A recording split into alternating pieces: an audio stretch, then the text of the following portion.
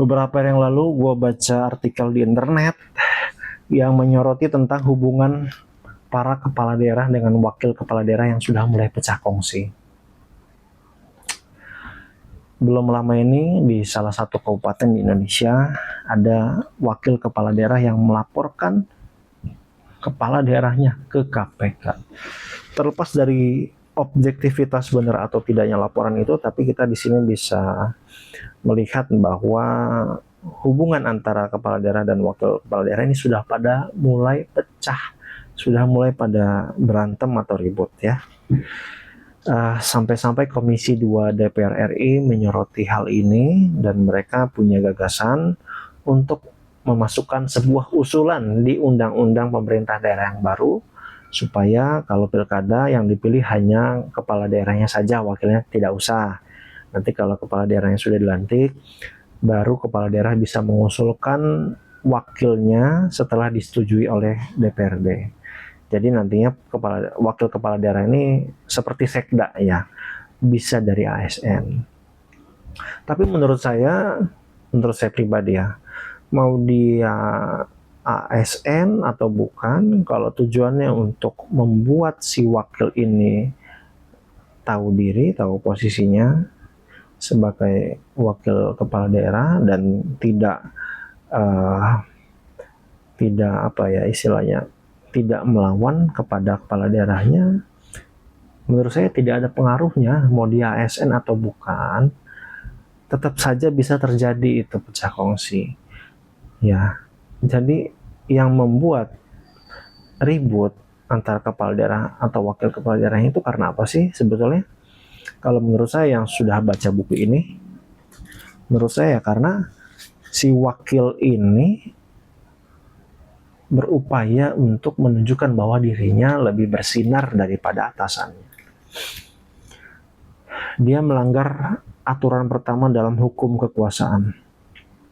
Dia memperlihatkan dirinya lebih baik daripada atasannya. Kita tidak berbicara secara objektif, walaupun betul ya si wakil ini memang luar biasa, tapi kalau dia berusaha menunjukkan keluar biasaan itu sehingga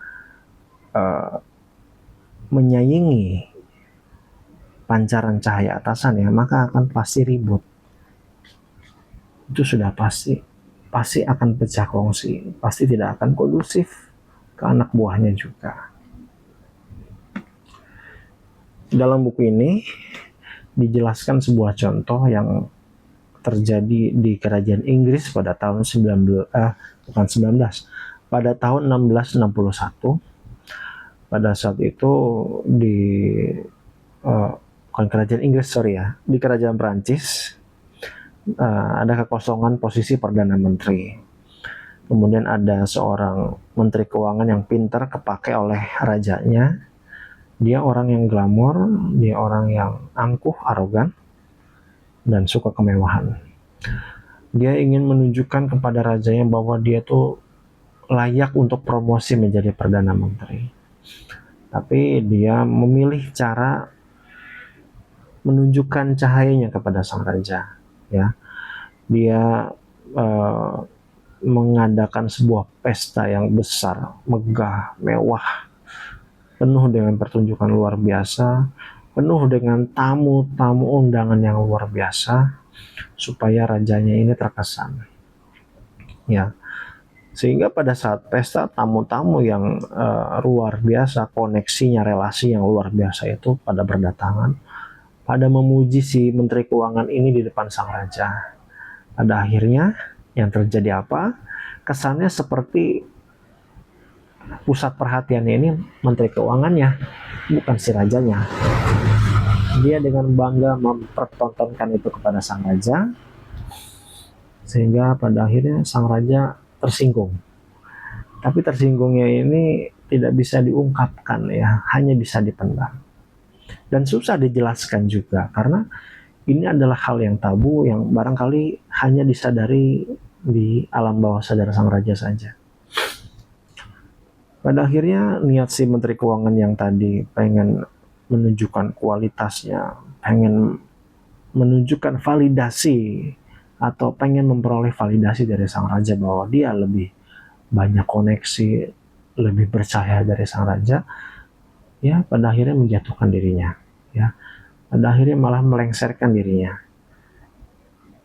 Pada waktu pesta dia jadi pusat perhatian, dia ada di puncak dunia, tapi setelah pesta selesai dia lengser, dia jatuh ke dasar bumi karena sebuah kasus apa ya, saya lupa lah, mungkin kasus yang terkait pengelolaan keuangan negara ya. Dan belakangan setelah dicari tahu ternyata barangkali kasus itu hanya kriminalisasi. Jadi dari artikel yang saya baca di internet tadi kan dikatakan cuma pecah kongsi ya, itu masih mending. Kalau di Perancis ini bukan pecah kongsi lagi, ini malah akhirnya dijerumuskan karena ketersinggungan sang raja. Nah, pada akhirnya saya menyarankan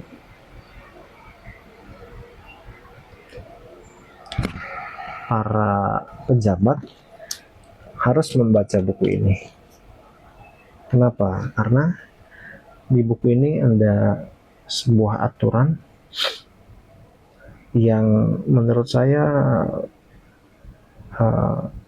baik sekali untuk dibaca para wakil kepala daerah. Namun tidak semua wakil kepala daerah seperti itu ya.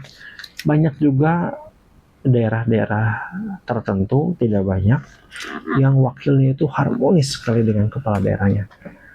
Yang wakilnya itu punya mindset dan prinsip seperti yang ada dalam buku ini. Walaupun secara kemampuan si wakil punya kemampuan yang luar biasa, tapi dia tidak pernah ingin menunjukkan bahwa dirinya itu lebih bersinar daripada atasannya, yaitu kepala daerah. Saya sangat respect betul, saya sangat salut, dan saya sangat yakin apapun yang akan diharapkan atau dicita-citakan si wakil ini pasti akan terwujud. Kenapa? Karena prinsipnya itu yang luar biasa, yang patut dicontoh oleh seluruh orang yang punya atasan. Oke, itu saja dari saya. Terima kasih, sampai ketemu di video selanjutnya. Bye-bye.